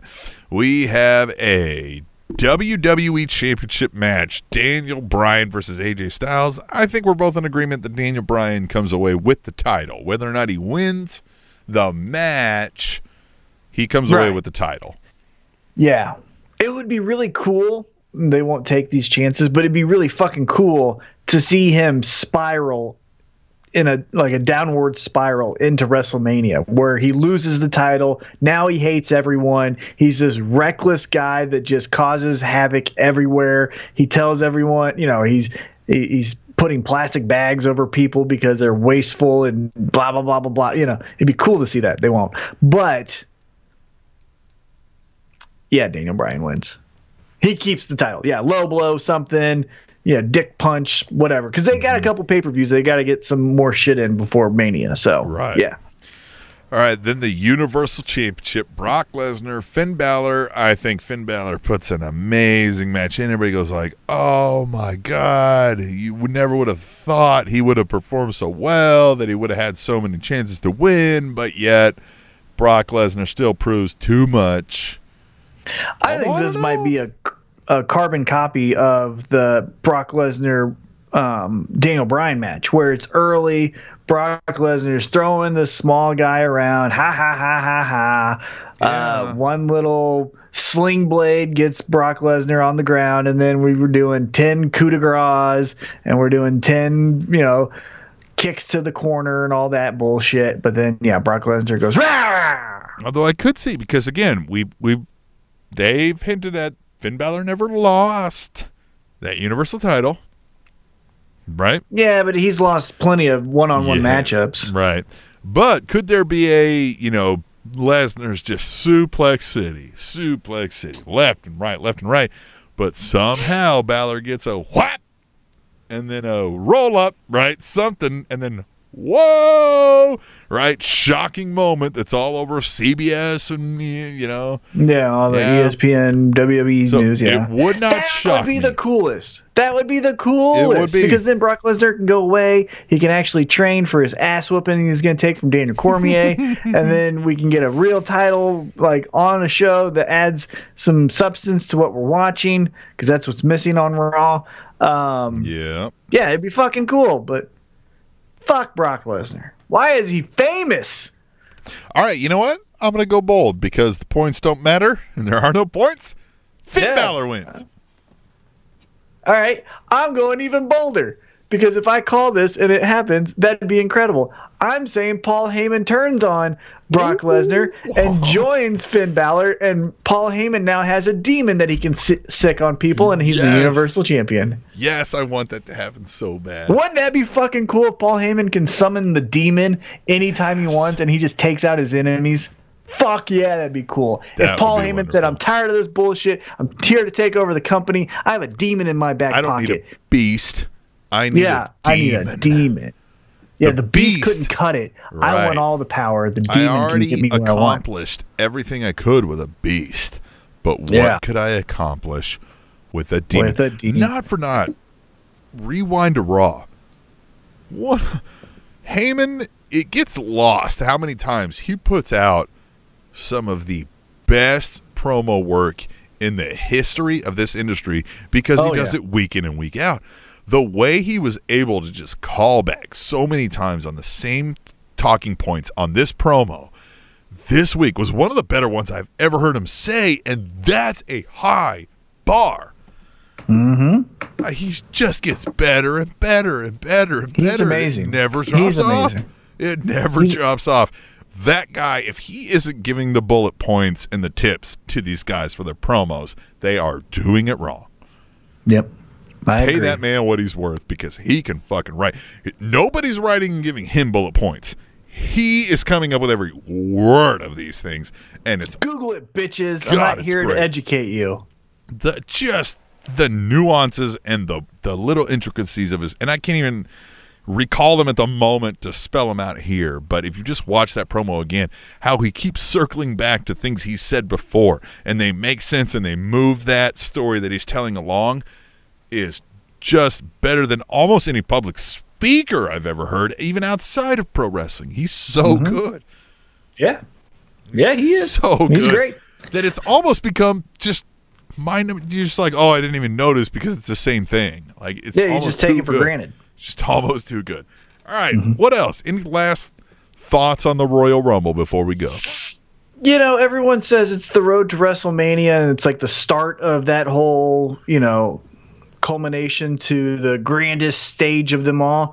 But lately, in the last 2 to 3 years, I would kind of disagree with that. I feel now it's Elimination Chamber, because they can't write this long. Yeah. They can't. They're not capable of writing a story without plot holes and continuity and freshness from January to into March, early April. Mm-hmm. So I feel like we should stop with the whole road to WrestleMania and just say, Elimination Chamber. That's our road to WrestleMania. But I'm excited, because you know why?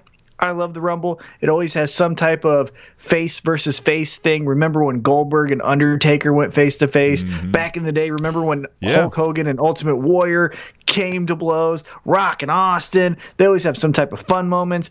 there used to be surprises like the RVDs of the world that would make a surprise appearance. Now their roster is so bloated. Yeah, but now their roster is so bloated that now that doesn't really happen anymore. The surprise is a C+ player anymore. Right? Yeah.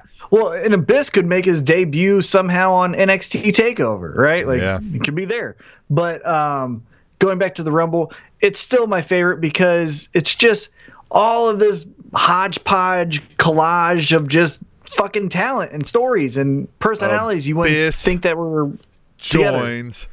The War Raiders against the Undisputed Era. The Undisputed Era. Something, easy. Could do that. Womp. All right. Oh, what God, if that happens. The Rumble is you could have, for example, remember, I think it was last year when you had Rey Mysterio, Randy Orton, and John Cena stand up, and on the other side was Nakamura, Finn Balor, and Roman Reigns, and you're like, look at these two generations. Like, you didn't know that was going to happen going in, but it was fucking cool when it did. Just don't disappoint me, Rumble, like the fucking refs did in the AFC Championship game. That's all I'm saying.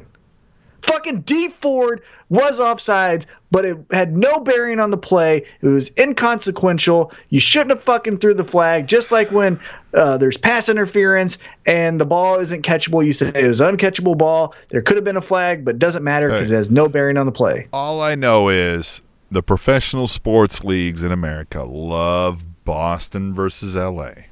That's all I know. They love to see Boston versus L.A. in their finals.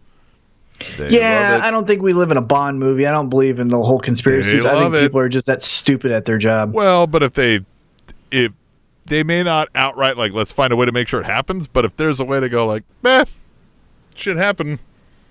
Right? Yeah. Maybe. If they can find a way to make sure it gets positioned for it to possibly happen. Yeah. It just seems weird that how many times have we watched a Boston versus LA championship in every fucking sport? Well, guess what? It happened in the World Series, and it's going to happen in the Super Bowl. It was the Dodgers versus the Red Sox in this last year's World Series. They may even made a stat about that too, right? Like the only time that's ever happened, where it was like the World Series and the NFL had a Boston versus LA. Like it's only ever happened once, but kind of goes counterintuitive to the point I was trying to make. So we'll just glance right over that. All right. God damn it. All right. So we will come back next week and we'll talk about the fallout of the Royal Rumble and NXT TakeOver when we return to the Spanish Announce Table. Fun fact, 4 in 10 adult Americans still sleep with a teddy bear, according to a survey from Build-A-Bear. The Spanish Announce Table.